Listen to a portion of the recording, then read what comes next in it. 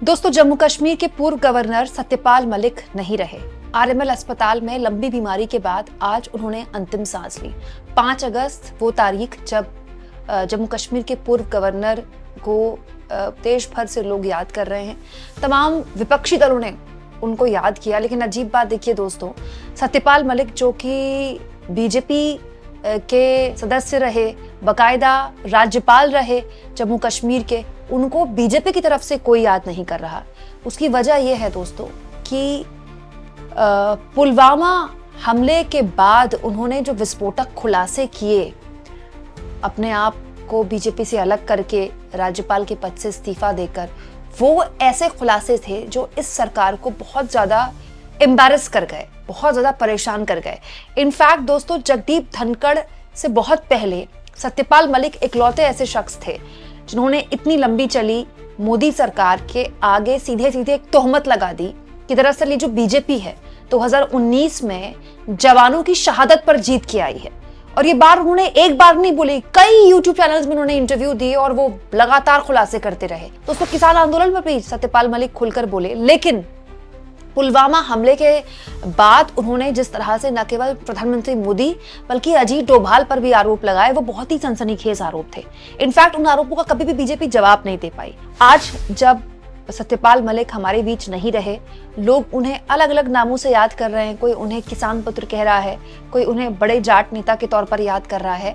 लेकिन अब social media में 1 साल पुराना राहुल गांधी के साथ उनका ये इंटरव्यू भी खूब सर्कुलेट किया जा रहा है, जिसमें बकायदा राहुल गांधी ने उनसे बातचीत की थी, एक तरह से उनका इंटरव्यू लिया था, जिसमें सत्यपाल मलिक ने बताया था कि जब पुलवामा हमला हुआ और हमारे वीर सैनिकों की शहादत हुई, तब प्रधानमंत्री मोदी जिम कॉर्बेट पार्क में शूटिंग में व्यस्त थे और ये पूरा हमला जब हो गया तो मेरी उनसे बात हुई तो उन्होंने क्या कहा, सुनिए दोस्तों। सत्यपाल मलिक के इस पुराने इंटरव्यू में पुलवामा हमले के बाद के हालातों को लेकर वो क्या बोल रहे हैं, क्योंकि इन सवालों के जवाब देश को आज तक नहीं मिले हैं। इसीलिए भी सुनिए दोस्तों, क्योंकि सत्यपाल मलिक उस वक्त जम्मू कश्मीर के गवर्नर थे। तब जम्मू कश्मीर से विशेष राज्य का दर्जा छीना नहीं गया था और जम्मू कश्मीर के गवर्नर के तौर पर सत्यपाल मलिक उस वक्त वहां पर मौजूद थे। जिस दिन ये हुआ तो ये नेशनल कॉर्बेट पार्क में शूटिंग करा रहा था अपनी, तो ये अवेलेबल मैंने 3-4 बार कोशिश की, मिला ही नहीं मुझको। 5 या 6 बजे इसका फ़ोन आया, हाँ सतपाल भाई क्या हुआ? मैं कहा हमारे इतने लोग मर गए हैं और हमारी गलती से मरे हैं। तो बोला नहीं चुप रहना, अभी कुछ नहीं बोलना इस पर। फिर 1 घंटे बाद ये डोभाल जो मेरा क्लास फेलो रहा लॉ में मेरठ में, तो इसका फ़ोन आया, सतपाल भाई आप बोल दी। मैं 2 चैनल को बोल चुका था ये बात, तो इन्होंने कहा नहीं कुछ नहीं बोलना है इस पर।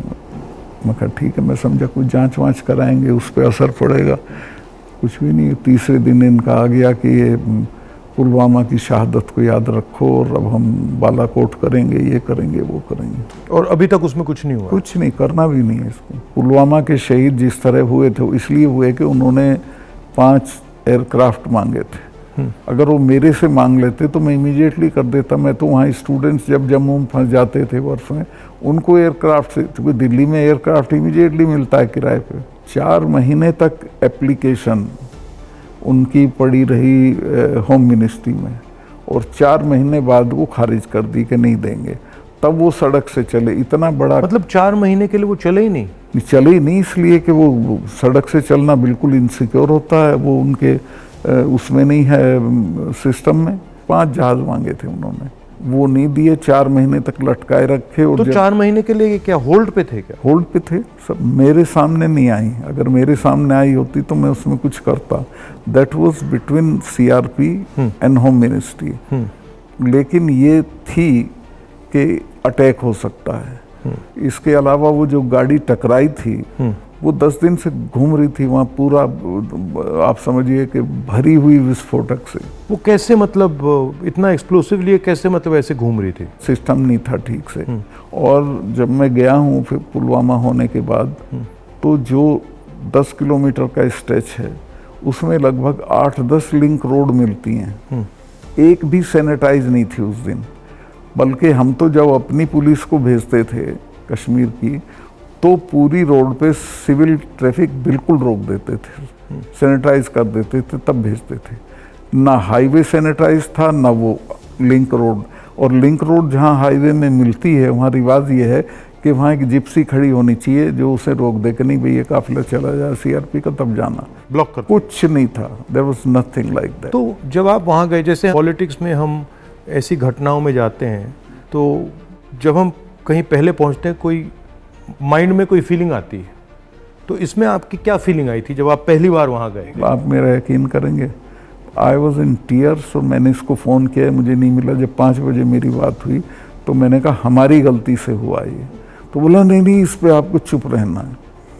मैं चाहता था कि कुछ सर इसमें कटने चाहिए जिनकी जिम्मेवारी थी। यही नहीं दोस्तों, इसी इंटरव्यू का एक और पहलू है जो कि बड़ा हैरान करने वाला है, क्योंकि अब हर चीज़ वायरल हो रही है, उनकी पुरानी इंटरव्यूज वायरल हो रहे हैं, तो फिर से लोग वो देख रहे हैं।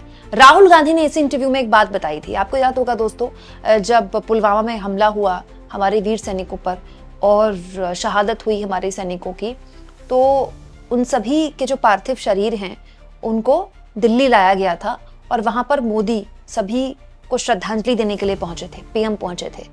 उसको लेकर राहुल गांधी ने ये आरोप लगाए हैं इसी इंटरव्यू में कि दरअसल वो भी पहुंचे थे लेकिन उनको कमरे में लॉक कर दिया गया, क्योंकि उनको ये कहा गया कि पीएम आने वाले हैं, इसलिए किसी और को श्रद्धांजलि देने की इजाजत नहीं दी गई है।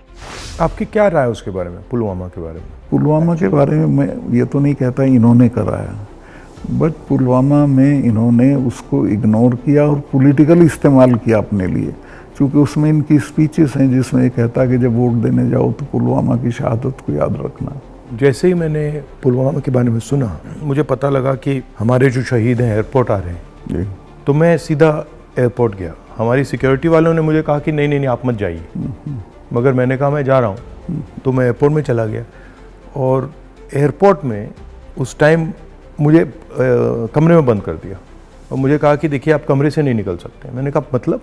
तो उधर वो सब शहीद आए थे, वहाँ पे आर्मी के लोग थे, प्रधानमंत्री आ रहे थे और मुझे मतलब लिटरली चाबी से बंद किया कि आप बाहर नहीं जा सकते। मैंने सिक्योरिटी वालों से बोला ये मतलब ऐसे कैसे कर सकते हैं, और फिर लड़के मैं वहाँ से निकला तो मुझे लग रहा था कि एक पूरा वहाँ पे शो सा क्रिएट हो रहा था। हाँ वो था ही, वो प्रधानमंत्री को श्रीनगर जाना चाहिए था, राजनाथ सिंह आए थे, मैं था, हम लोगों ने श्रद्धांजलि दी थी, प्रधानमंत्री को उसी दिन जाना चाहिए था। नहीं मगर मुझे उसमें क्या शौक लगा कि ऐसे लग रहा था कि एक कोई बड़ा इवेंट सा हो रहा है ना इसके लिए, और वहाँ पे प्रधानमंत्री आए हैं और ये पूरा मतलब जैसे देश को दिखा रहे हैं कि भैया देखो, काफ़ी डिस्टेस्टफुल सा था। दोस्तों सत्यपाल मलिक उन लोगों में से हैं जिनके नाम पर बहुत से यूट्यूब चैनल ने व्यूअरशिप ली, उनके इंटरव्यूज करके, और उनके खुलासों को लेकर बहुत सी सुर्खियां बनी। किसान आंदोलन जब हुआ था तो उन्होंने बहुत ही सख्त बयानी की थी। उन्होंने ये भी कहा था कि सिखों से पंगा लेकर प्रधानमंत्री ने बहुत बड़ी गलती कर दी, और सत्यपाल मलिक बहुत ही मुखरता से सरकार के ऊपर बोलते रहे। इनफैक्ट जब वो राज्यपाल थे तो भी वो बोलते रहे, और उनका ये बागी तेवर किसी भी हाल में बीजेपी को पसंद नहीं आया। और यही वजह है कि उसके बाद जब उन्होंने अपने आप को बीजेपी से अलग किया तो वो लगातार बोलते रहे, और उसके बाद उन पर जांच बिठा दी गई। अब उस जांच का क्या होगा ये तो खैर भगवान ही मालिक है, लेकिन अब जब सत्यपाल मलिक हमारे बीच नहीं रहे हैं तो उनके द्वारा जो सवाल उठाए गए थे वो जाहिर तौर पर एक बार फिर से लोगों की स्मृतियों में, उनकी यादों में कैद हो गए हैं। फिर से लोग उन्हीं चीज़ों पर चर्चा करने लगे हैं, बातचीत करने लगे हैं। लोग तो ये भी आरोप लगाते हैं, इनफैक्ट सत्यपाल मलिक ने अपने सोशल मीडिया हैंडल से ही कई बार अस्पताल में, क्योंकि काफ़ी लंबे वक्त से उनका इलाज चल रहा था, वो खुद ही ये लिखते थे कि किस तरह से उनको इसकी सज़ा मिली, कि पुलवामा हमले को लेकर जिस तरह से उन्होंने खुलेआम देश के आगे वो सच रखा जो वो जानते थे, इसके लिए उनको प्रताड़ित किया गया। ये वो बार बार कहते रहे कि जम्मू कश्मीर में गवर्नर रहते हुए जिस भ्रष्टाचार के खिलाफ उन्होंने लड़ाई लड़ी, बाद में वही जांच उन पर बैठा दी गई। वो तो एक विसल ब्लोअर थे, ये बात वो बार बार कहते रहे, पूरे अपनी बीमारी के वक्त कहते रहे, और अब जब वो नहीं है तो वही सारी बातें एक बार फिर से सोशल मीडिया में चर्चा का विषय बनी हुई हैं। आप दोस्तों सत्यपाल मलिक को किस तरह से याद करते हैं, कमेंट बॉक्स में जरूर लिखें।